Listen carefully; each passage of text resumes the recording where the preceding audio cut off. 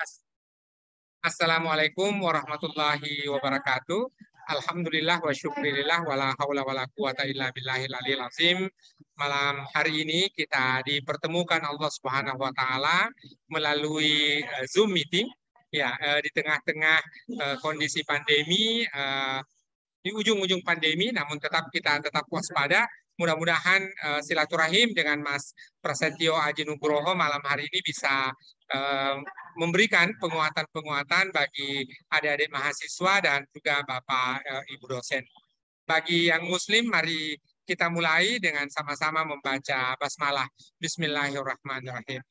Bapak Ibu, Dewan Pendidikan Kabupaten Maros memiliki satu program yang disebut dengan perluasan kesempatan belajar ke luar negeri, dan kita beruntung bahwa Mas Prasetyo Aji Nugroho lagi belajar master di Konkain University, di mana saya menjadi guest lecture ataupun visiting lecture di sana. Dan tentu sebagai seorang mahasiswa punya pengalaman-pengalaman mempersiapkan diri, punya pengalaman bagaimana mengirim aplikasi dan seterusnya. Ini yang kita boleh sharing session bersama Mas Prasetyo Aji Nugroho. Dengan ucapan terima kasih tentu kita semua, Dewan Pendidikan Kabupaten Maros, STAI DDI Maros, Universitas Muslim Maros, dan Setia Abdul Haris, dan mudah-mudahan insya Allah pekan depan kita boleh mengundang juga kolaborasi dengan Institut Teknologi Amanah Gampang bersama-sama untuk saling memperkuat. Bapak Ibu Saudara Saudari, kesempatan pertama kita mohonkan dulu Mas Prasetyo Aji Nugroho untuk 10-15 menit mengemukakan sharing sessionnya. Setelah itu kita akan tanya jawab. Mudah-mudahan ada banyak pertanyaan dari Bapak Ibu, ditahan dulu dan nanti akan dijawab satu persatu. Kesempatan pertama kami mohonkan Mas Prasetyo Aji Nugroho, dan juga mungkin beliau bisa sharing sedikit tentang risetnya, dan saya nanti mohon Rizal ataupun Pak Rahman menjadi bagian dari penelitian ini sehingga bisa menjadi asisten peneliti di Mas Prasetyo Aji Nugroho. Sekali lagi terima kasih, saya persilakan Mas Prasetyo. Oke, baik. Terima kasih Bapak karena sudah mengundang saya untuk berbagi. Insya Allah apa yang akan saya sampaikan adalah pengalaman yang sudah saya rasakan ketika saya melamar beasiswa, karena kesempatan untuk mendapatkan beasiswa ini sebenarnya informasinya sangat luas, akan tetapi dengan keterbukaan informasi ini maka persaingan juga semakin ketat seperti itu. Saya izin untuk share.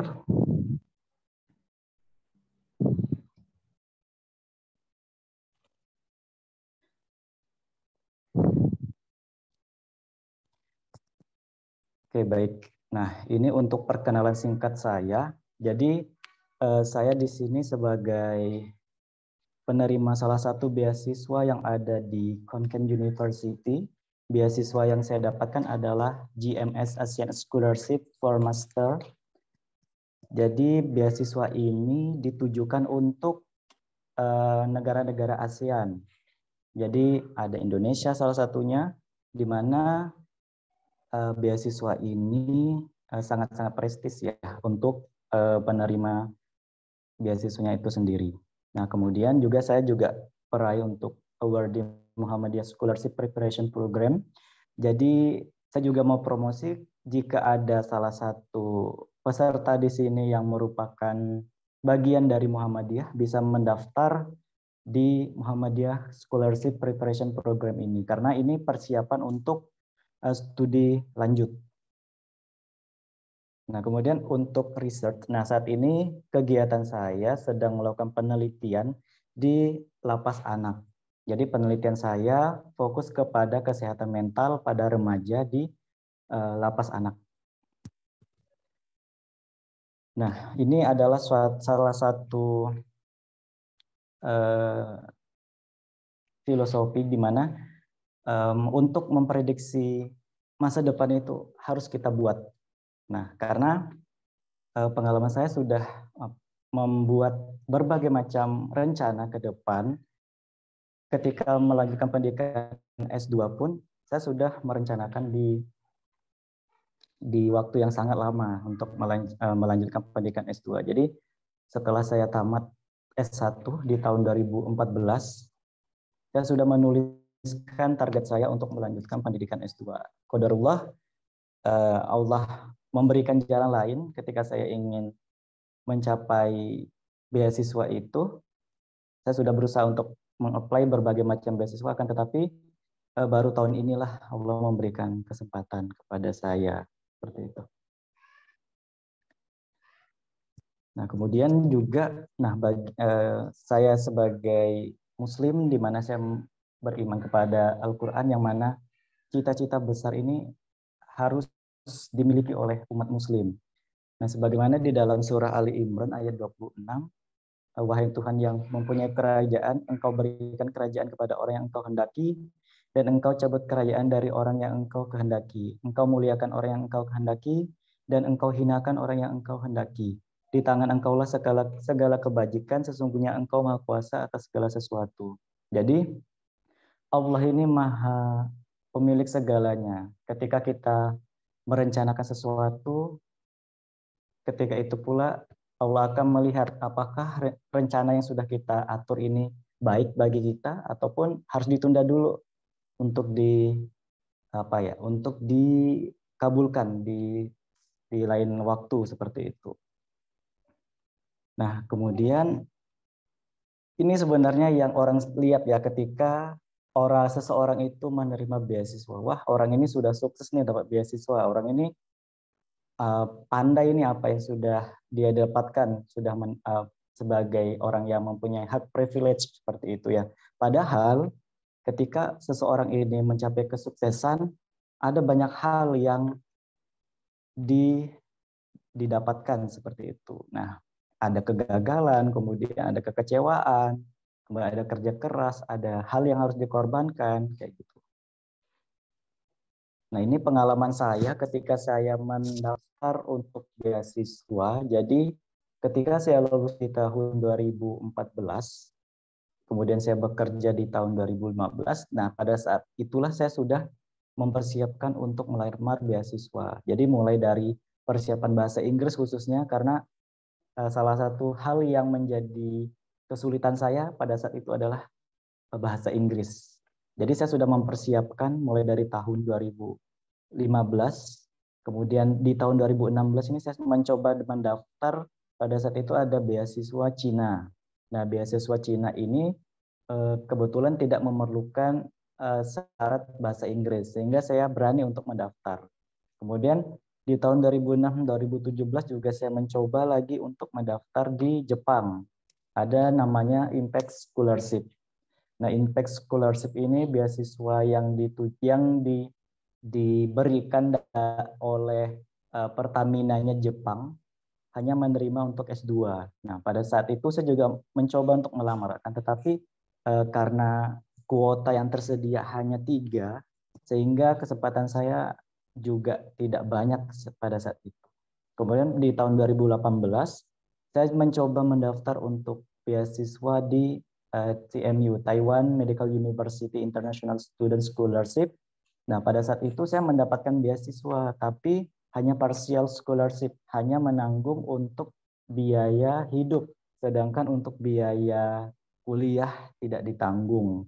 Nah, karena hanya sebagian, saya mengundurkan diri untuk beasiswa ini. Kemudian saya mencoba lagi, keberuntungan lagi di tahun 2019, saya mencoba untuk mendaftar di Turki. Nah, di Turki ini tidak perlu bahasa Inggris karena nantinya akan dibekali pelatihan bahasa Turki selama 1 tahun. Dan saya mencoba di Turki ini tetap gagal seperti itu ya. Kemudian di tahun 2019 juga saya mencoba mendaftar di AAS, Australia Award Scholarship. Nah, Australia Award Scholarship ini dengan nilai IELTS yang sangat minimal untuk mencapai syarat beasiswa sudah terpenuhi. Saya mencoba untuk mengisi formulir, yang mana formulirnya itu begitu banyak ketika mendaftar beasiswa di Australia ini. Dan tetapi tetap gagal seperti itu ya. Nah, kemudian di tahun 2020 saya mencoba lagi tiga beasiswa. ada 4 beasiswa, mencoba keberuntungan yang lain. Yang pertama saya mencoba untuk beasiswa di India. Pada saat itu dapat beasiswa di India, kan tetapi saya melihat lagi pendidikan yang ada di sana, khususnya di keperawatan, sepertinya tidak mendukung untuk pembelajaran saya seperti itu. Jadi dan juga beasiswa yang diberikan ini hanya beasiswa parsial, bukan fully founded seperti itu. Jadi saya lepas untuk beasiswa di India. Kemudian selanjutnya saya mencoba lagi di 3 universitas yang ada di Thailand. 3 universitas ini adalah 3 universitas teratas yang ada di Thailand. Yang pertama saya mencoba untuk beasiswa di Chulalongkorn University, akan tetapi Chulalongkorn University khususnya di bagian nursing ini tidak menerima beasiswa seperti itu.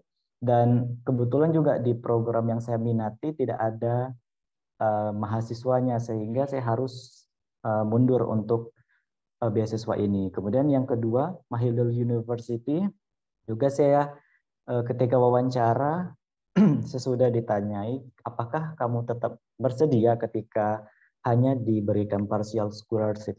Nah, dengan dengan latar belakang yang sangat sulit untuk membiayai biaya kuliah, akhirnya saya tidak menyanggupi untuk menerima partial scholarship. Akhirnya saya tidak lolos untuk kesekian kalinya. Kemudian yang terakhir ini saya mendaftar ke Konkan University di ASEAN and GMS Countries Scholarship.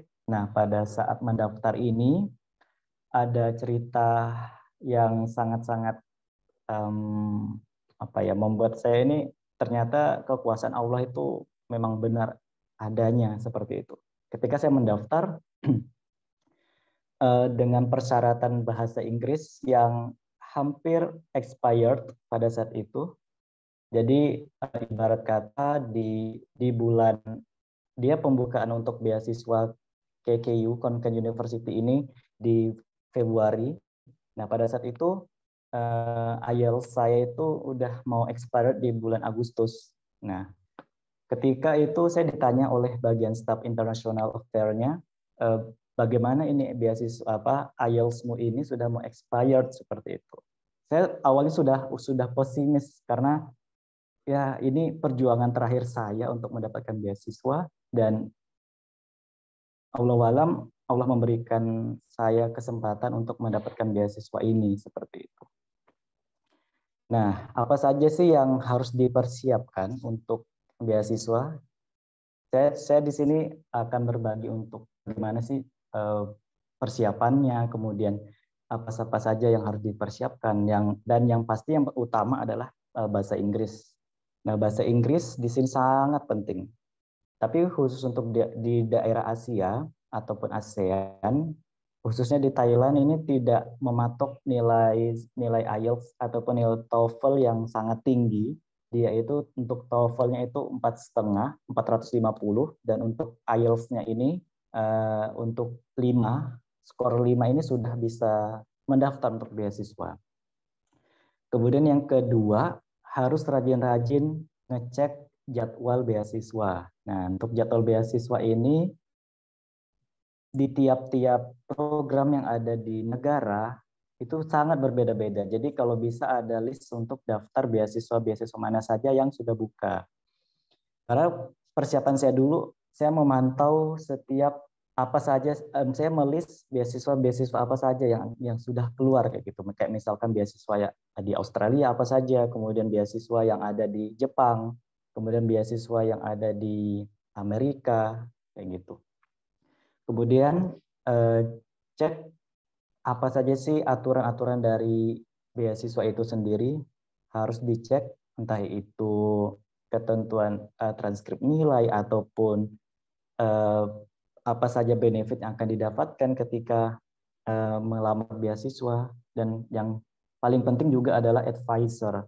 Jadi ketika kita mencari beasiswa ataupun ingin studi ke luar negeri, kita lihat dulu advisornya ini bidang yang digelutinya ini apa, bidang diminatinya apa, apakah sesuai dengan apa yang kita inginkan atau kita tertarik dengan bidang itu. Jadi jangan sampai ketika kita mendaftar beasiswa tapi ataupun melamar ke universitas tapi tidak melihat siapa itu pembimbing kita, karena kita akan terjebak dengan rutinitas dan kita akan mengalami stres ketika nanti kita berlawanan dengan advisor kita. Kemudian yang selanjutnya ada CV. Nah, CV ini pasti akan dimintai di setiap beasiswa, pasti akan diminta untuk CV. Kemudian yang selanjutnya ada surat rekomendasi. Nah, surat rekomendasi ini biasanya diminta 2 surat rekomendasi. Pada saat itu saya mendaftar, saya minta ke pembimbing saya yang pertama sama atasan saya ketika saya sudah bekerja. Jadi kalau bisa menjaga hubungan baiklah dengan pembimbing ataupun dengan dosen-dosen yang ada di kampus, karena hal ini sangat penting ketika kita mendaftar beasiswa, ketika kita mendapatkan surat rekomendasi yang baik, ya insya Allah penerima beasiswa ini bisa mempertimbangkan lah untuk memberikan kita beasiswa. Kemudian research plan, apa sih rencana penelitian kita ketika kita ingin mendapatkan beasiswa ini, apakah rencana penelitian kita ini sesuai enggak sih dengan dengan rencana induk penelitian yang ada di kampus itu, ataukah sesuai enggak dengan pembimbing yang akan kita tuju, seperti itu. Nah, untuk tips dan triknya, pastikan yang pertama adalah minta doa kepada orang tua, kayak gitu. Nah, doa orang tua ini sangat-sangat penting karena ridho Allah itu tergantung pada ridho orang tua. Ketika orang tua itu sudah meridhoi, insya Allah Allah juga akan meridhoi. Meskipun kita sudah menikah seperti itu ya, tetap harus meminta ridho dari orang tua. Kemudian kita tentukan dulu beasiswa apa yang ingin kita lamar, karena setiap jenis beasiswa ini akan berbeda-beda untuk syarat dan ketentuannya. Kemudian dispesifikkan negara mana yang mau kita tuju. Nah, kita harus mengukur kemampuan kita sendiri nih. Kalau nilai IELTS kita hanya standar rata-rata Asia, berarti tujuan negara kita adalah di Asia, kayak gitu. Jadi jangan terlalu memaksakan keadaan ketika kemampuan kita ini tidak tercapai. Nah, kalau kemampuan kita hanya di Asia, ya berarti hanya segitu saja kemampuan kita. Jangan memaksakan kita dengan nilai IELTS yang standar Asia, tapi kita mau menuju ke Eropa atau ke Inggris. Nah, itu tidak akan bisa, tidak akan mampu nantinya. Akan kesulitan bagi diri kita sendiri. Kemudian harus ada teman pendamping. Nah, ini juga penting ya. Ketika kita mendaftar beasiswa, butuh juga teman sebaya yang bisa saling mendukung. Karena pada saat saya mendaftar beasiswa ini, saya berdua dengan teman saya, berjuang bersama, dan akhirnya kita terpisah. Teman saya di Taiwan, sedangkan saya di Taiwan, kayak gitu. Jadi kita sama-sama scholarship hunter untuk beasiswa-beasiswa yang ada di negara-negara. Kemudian menyiapkan dokumen. Nah, menyiapkan dokumen ini sangat penting karena tidak bisa dalam 1 minggu atau 2 minggu ya. Persiapan beasiswa ini minimal itu 6 bulan lah kalau menurut saya ya. Jadi untuk persiapan dokumen ini, karena banyak dokumen yang harus disiapkan semacam ijazah, transkrip nilai, kemudian harus mendapatkan surat rekomendasi, kita harus membuat motivation letter, kemudian juga kita harus membuat surat rekomendasi, meminta surat rekomendasi, dan membuat research plan. Nah, research plan ini juga tidak bisa main-main karena ini meskipun tidak selalu menentu hal ini akan menjadi cikal bakal penelitian kita, akan tetapi inilah yang akan dinilai pada saat awal mendaftar beasiswa, seperti itu. Kemudian mempersiapkan untuk interview. Nah, untuk interview juga kita harus mempersiapkan mental karena ketika kita salah menjawab ataupun tidak siap mental dalam menjawab, ini juga akan mempengaruhi ketika pewawancara ini mewawancari kita. Dan yang terakhir adalah tawakal kepada Allah. Nah, ini juga penting. Ketika ikhtiar ini sudah kita lakukan, usaha kita sudah lakukan, kita kencangkan doa. Yang terakhir adalah tawakal kepada Allah. Biar Allah yang menentukan. Ya, kalau memang rezeki kita, ya pasti Allah akan memberikan itu kepada kita, seperti itu. Nah, ini kampus saya, meskipun saya belum pernah ke sana sama sekali karena eh, akhirnya studi saya ini harus full time online study, jadi saya harus menetap di Indonesia dan karena situasi kondisi COVID pada saat itu, padahal saya sudah postpone untuk 1 semester. Jadi saya masuk semester kedua untuk semester pertama saya, jadi saya harus stay online, stay at Indonesia to study, sehingga saya sama sekali belum pernah ke Konken University. Nah, ini saya perkenalkan dulu, ini kampus saya, Konken University. Di sini salah satu top university di Thailand. Ini letaknya di bagian timur laut. Nah, universitas ini eh, sudah berdiri tahun 1964. Kemudian ini kampus yang peringkat pertama di Thailand untuk peringkat ke-78 di dunia. Ini pada tahun 2020 ya. Ini peringkat 2020. Tapi kalau sekarang sepertinya sudah turun di ranking ketiga karena untuk ranking universitas di Thailand ini sangat-sangat bersaing dengan Universitas Chulalongkorn dan Universitas Mahidol. Nah, kalau kita studi di luar negeri, akan banyak benefit yang akan kita dapatkan atau fasilitas. Nah, seperti saya sekarang ini, meskipun saya online, jadi saya bisa merasakan fasilitas-fasilitas online yang bisa diberi yang biasa diberikan kepada mahasiswa. Seperti misalnya kan bisa mendapatkan akses Zoom unlimited, kemudian bisa mendapatkan Canva dengan lisensi, Canva yang berbayar, kemudian bisa mengakses untuk mendownload SPSS dengan secara gratis. Jadi kebutuhan penunjang-penunjang pembelajaran kalau di luar negeri ini insya Allah akan terpenuhi karena betul-betul kita difasilitasi untuk belajar kayak gitu. Jadi untuk akses semacam mencari jurnal di internasional juga terbuka lebar kayak gitu.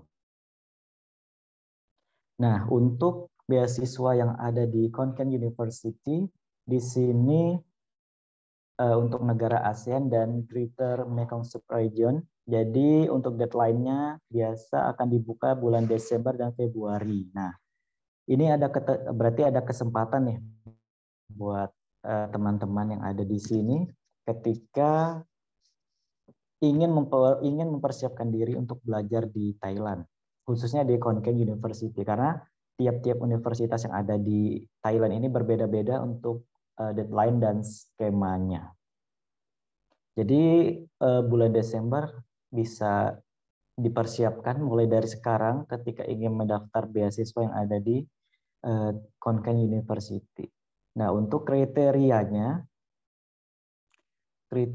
di sini ini khusus bukan khusus. Jadi ini pada umumnya untuk beasiswa S2 dan S3.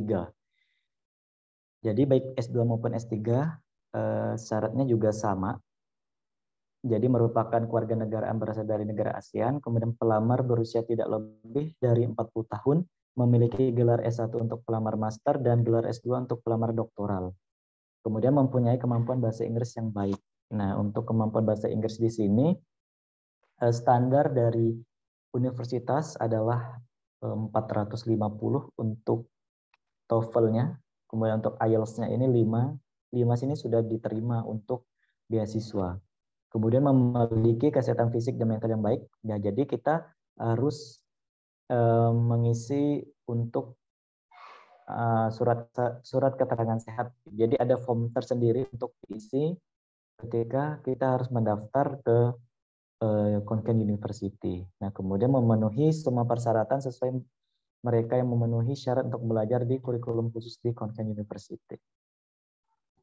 Nah, ini untuk komponen. Jadi meskipun saya tidak berada di sana, jadi saya tetap mendapatkan hak saya sebagai penerima beasiswa, khususnya di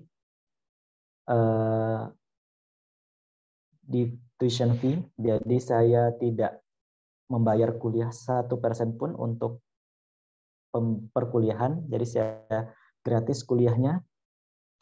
Kemudian untuk research, jadi saya mendapatkan dana tahunan untuk beasiswa, untuk penelitian. Jadi saya mendapatkan 18.000 baht per tahunnya. Jadi setiap tahun saya mendapatkan 18.000 baht. Jadi saya mendapatkan 2 tahun untuk beasiswa ini. Jadi 36.000 baht dalam selama masa studi saya. Nah, akan tetapi saya tidak mendapatkan accommodation dan living allowance karena untuk persyaratan ini saya harus ke sana terlebih dahulu untuk mendapatkan komponen ini. Nah, ketika saya berada di Indonesia, saya tidak akan mendapatkan komponen akomodasi dan biaya hidup. Nah, kemudian ketika kita berada di sana nanti kita juga akan mendapatkan perpanjangan visa. Nah, untuk perpanjangan visa di sini kita diberikan 6.000 baht untuk sekali datang ketika kita berada di sana, hanya 1 kali saja. Nah, kemudian kita juga akan mendapatkan tiket perjalanan pulang pergi ketika kita berangkat pada saat awal di sana, kemudian juga ketika kita pulang ke Indonesia. Nah, untuk saat ini dengan situasi COVID, kita mendapatkan extra founding. Extra founding di sini untuk karantina, biaya karantina, tapi tidak melebihi 32.000 baht. Seperti itu. Nah, di sini pendaftaran ini sangat-sangat mudah karena sudah ada website sendiri yang telah disediakan oleh kampus. Kita tinggal mengakses saja di International Affairs Division. Jadi kita tinggal klik saja di sini, nanti akan ada arahan ataupun guideline untuk mengisi formulirnya. Jadi kita harus melengkapi juga ada untuk cek kesehatan dan harus mengunggah file-file yang sudah kita lengkapi sesuai dengan persyaratan ini. Nah, untuk teman-teman yang ingin mendapatkan informasi beasiswa selain yang ada di Konkan University, nanti teman-teman bisa klik di sini.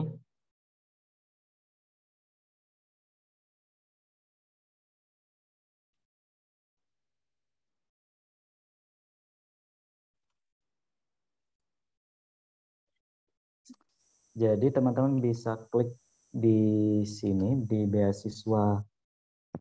Jadi ini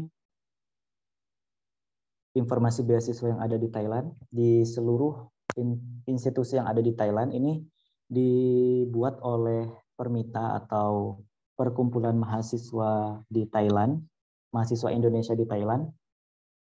Jadi teman-teman bisa mengakses informasi beasiswa ini di website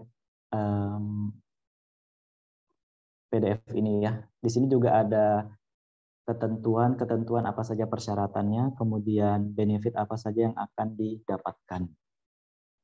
Oke, mungkin itu saja Pak Ismail yang bisa saya sampaikan. Terima kasih. Assalamualaikum warahmatullahi wabarakatuh.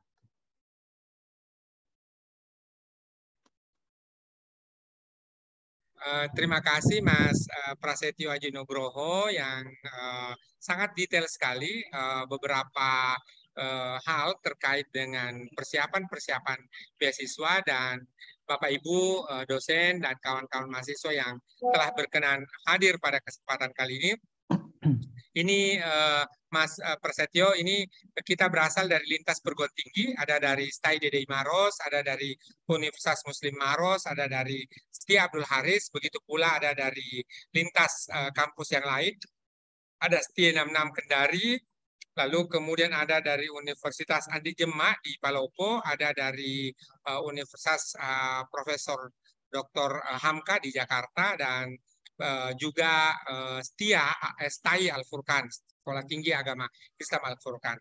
Bapak Ibu saya undang untuk di waktu yang tersedia ini kita boleh mengajukan pertanyaan, boleh mengetikkan di chat box, boleh pula raise hand. Silahkan pertanyaan-pertanyaannya kita tampung dulu, nanti akan sekaligus dijawab oleh Mas Prasetyo.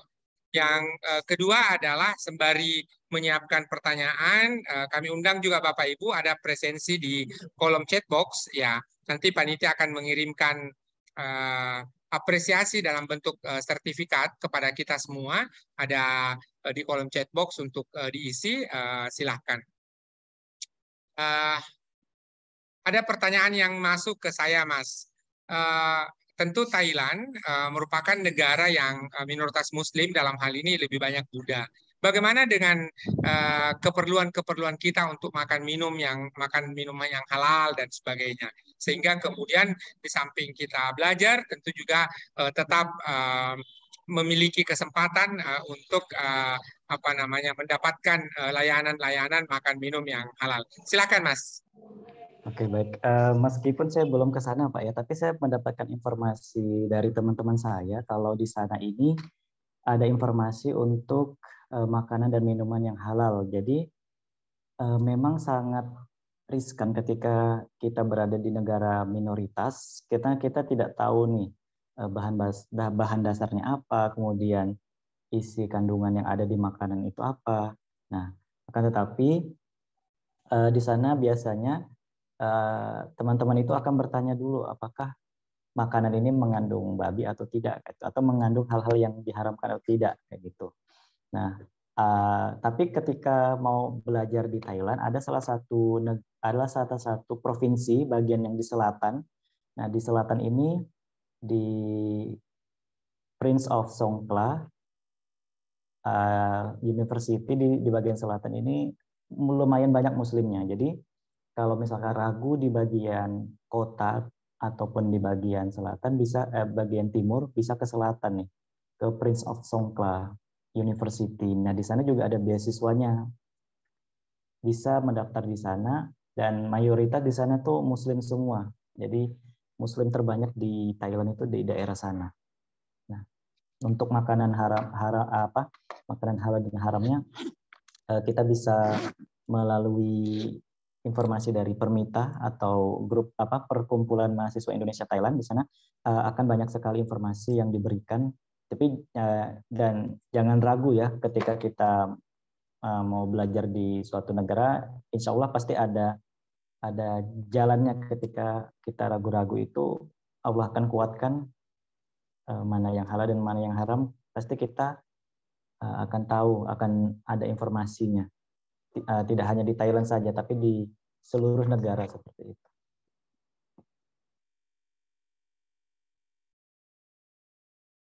Ya, terima kasih Mas Prasetyo. Bapak Ibu, di Thailand sejatinya makanan halal bukanlah sesuatu yang asing, bahkan juga dalam kalangan masyarakat Buddha mereka ada makanan-makanan vegetarian. Jadi ketika makanan vegetarian, sayur mayur dan sebagainya, maka tentu tidak ada hubungannya sama sekali dengan minyak-minyak nabati, minyak babi dan seterusnya. Sehingga semua proses-proses itu tidak bermasalah. Yang kedua adalah di masyarakat Buddha juga mereka lazim makan ikan. Ya, kalau di kita di Muslim ikan maupun sayur mayur itu kan tidak masuk kategori sesuatu yang boleh jadi akan ada masalah ya, kecuali kalau binatang yang disembeli dan seterusnya, atau boleh jadi adalah kaitannya dengan babi. Tapi kalau vegetarian maupun ikan-ikan dan sebagainya makanan laut tidak ada masalah. Saya mengundang Bapak Ibu, saudara-saudari, kalau ada pertanyaan silahkan di kolom chat box juga boleh diketikkan pertanyaannya. Pada saat yang sama juga bisa raise hand. Ya, jikalau ada pertanyaan, tentu belajar ke luar negeri perlu persiapannya. Ada pertanyaan yang masuk nih. Selain bahasa Inggris, apakah kita, Mas Prasetyo, perlu persiapan bahasa Thailand umpamanya? Karena bagaimanapun juga dalam kaitan interaksi dengan masyarakat Thailand kita perlu bahasa Thai. Seperti apa soal bahasa ini, Mas Prasetyo? Oke, untuk bahasa biasanya kalau di kampus-kampus, khususnya di kampus saya itu ada pelatihan bahasa Thailand dasarnya kayak gitu. Saya juga pernah mengikuti kelas bahasa Thailand untuk bahasa percakapan sehari-hari. Jadi ketika kita berinteraksi ke masyarakat, kalau kita membeli sesuatu atau kita mau memerlukan sesuatu ke tetangga kita kayak gitu, kita akan dibekali dasar-dasar percakapan bahasa Thailand. Tapi ini bukan syarat wajib, bukan kewajiban, tapi ini adalah merupakan kebutuhan kita sendiri. Jadi bukan seperti yang ada di Jepang. Kalau di Jepang kan wajib ya untuk mengikuti kelas bahasa kayak gitu. Jadi kalau kita untuk di Thailand tidak apa ya, tidak diwajibkan untuk belajar bahasa. Jadi sesuai dengan kebutuhan kita aja. Sama juga kayak di Turki. Nah, kalau di Turki juga wajib ya dibekali 1 tahun untuk belajar bahasa. Kalau di Thailand tidak, kecuali untuk kelas-kelas yang berbahasa Thailand kayak gitu. Kalau internasional pada dasarnya bahasa Inggris semua.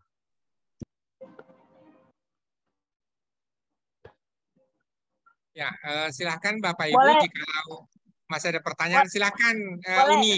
Uni. Silakan Uni, Maaf ya, silakan. udah apanya agak lampunya agak habis salat Isya. Baik, terima kasih. Assalamualaikum warahmatullahi wabarakatuh.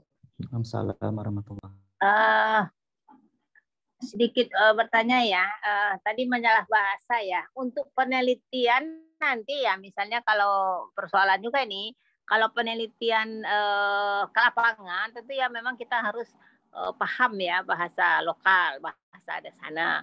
Kalau tidak, apakah di dalam pembuatan tugas akhir seperti tesis atau disertasi itu boleh dengan penelitian studi kepustakaan saja? Ini pengalaman ibu nih waktu di Malang ya. Jadi orang Korea kalau salah dia penelitian sini, tapi disuruh pembimbingnya suruh harus penelitian lapangan. Kalau penelitian lapangan kan dia repot bahasa dia tidak paham. Akhirnya dia pilih studi kepustakaan ya. Ini pertanyaan, apakah memang sana boleh tugas akhir itu pakai studi kepustakaan saja? Makasih. Assalamualaikum warahmatullahi wabarakatuh. Assalamualaikum warahmatullahi wabarakatuh. Terima kasih Bu atas pertanyaannya. Untuk studi kepustakaan untuk di semester akhir ini sebenarnya tergantung dari advisernya juga Bu ya. Ketika advisernya di sini mengizinkan, jadi kemungkinan bisa untuk studi kepustakaan. Akan tetapi biasanya kalau di Konken ini, karena Konken ini terkenal dengan risetnya, jadi ketika mahasiswa internasional di sini akan diarahkan kembali ke negara masing-masing Bu untuk penelitiannya. Jadi misalkan kayak saya, penelitiannya di Indonesia, kayak gitu. Jadi sama halnya juga dengan senior saya, penelitian mahasiswa internasional juga kembali ke Indonesia kayak gitu. Kecuali penelitian yang di bagian laboratorium, kayak misalkan di MIPA, biologi, nah itu kan kerjanya di lab ataupun farmasi kayak gitu. Farmasi biasanya di lab menghabiskan waktu di laboratorium, jadi tidak kembali ke Indonesia kayak gitu. Kecuali yang sosial kesehatan juga tergantung jenis penelitiannya, Bu. Kalau kayak saya ini kan nursing, khususnya di bagian kesehatan mental, saya kembali ke Indonesia untuk penelitiannya. Seperti itu, Bu. Oh ya, makasih. Iya, Terima kasih Mas sama-sama. Prasetyo. Ini ada pertanyaan terakhir dari Pak Suparman. Apakah ada universitas Islam atau ada jurusan agama Islam atau mungkin Islamic Studies di Thailand? Ya, mungkin boleh jadi ini pertanyaannya tidak dalam konteks Konkain University, tapi kalau Mas Prasetyo ada informasi terkait ini, bagus juga kalau kita share. Silakan, Mas. Kalau setahu saya untuk jurusan Islam, Pak ya. Jadi saya belum menemukan teman-teman saya yang ada di Thailand ini kuliah di jurusan Islam, kan tetapi ada salah satu universitas yang berbasis Islam. Jadi kayak misalkan di STAI ataupun di Muhammadiyah. Nah, di Thailand di sini ada namanya Fatuni University. Jadi di sana ini kampus swasta yang berbasis pendidikan Islam. Cuman saya masih belum tahu kondisi apakah jurusannya ada Islam atau tidak, karena setahu saya dari senior saya yang sudah ke sana, jadi di sini ibaratkan di Indonesia itu universitas Islam yang ada di Thailand kayak gitu. Nanti bisa dicek ya di Fatuni University, di situ ada lengkap, dan ini salah satu universitas swasta yang ada di Thailand. Nah, di sana juga kerjasama dengan Indonesia juga sudah banyak untuk apalagi di sana juga ada bahasa Indonesianya, mereka juga belajar bahasa Indonesia seperti itu.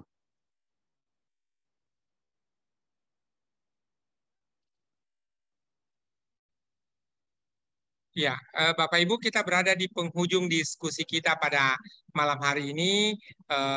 Dalam kesempatan ini kita mendengarkan banyak paparan sharing session dari Mas Prasetyo terkait dengan bagaimana penyiapan untuk belajar di Thailand, dan boleh jadi juga nanti ada riset yang sementara dijalankan oleh Mas Prasetyo.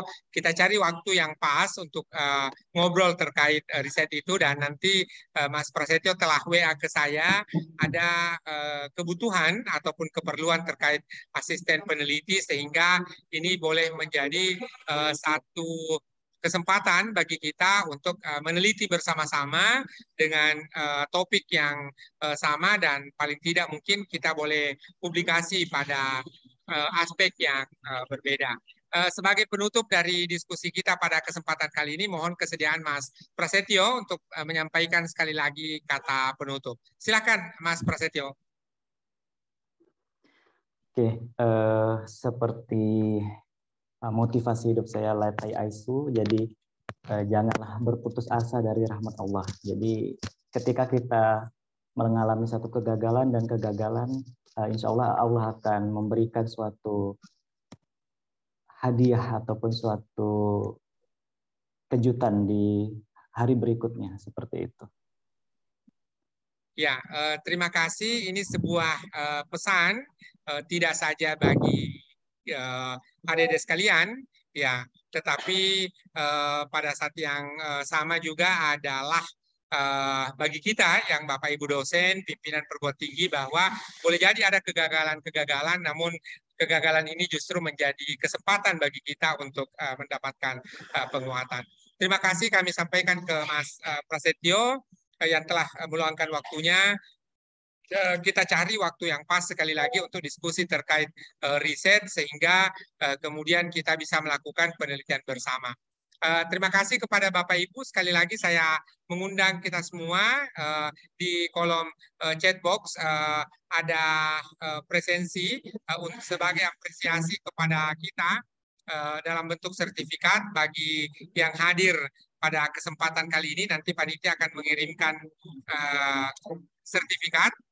Kegiatan ini terselenggara atas prakarsa Dewan Pendidikan Kabupaten Maros bersama-sama dengan STAI DDI Maros, Universitas Muslim Maros, dan Sekolah Tinggi Ilmu Administrasi Abdul Haris.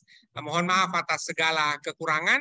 Terima kasih atas kesediaan kita semua. Billahi taufiq wal hidayah. Wassalamualaikum warahmatullahi wabarakatuh. Selamat melanjutkan aktivitas, dan mohon izin saya akhiri Zoom. Waalaikumsalam warahmatullahi wabarakatuh.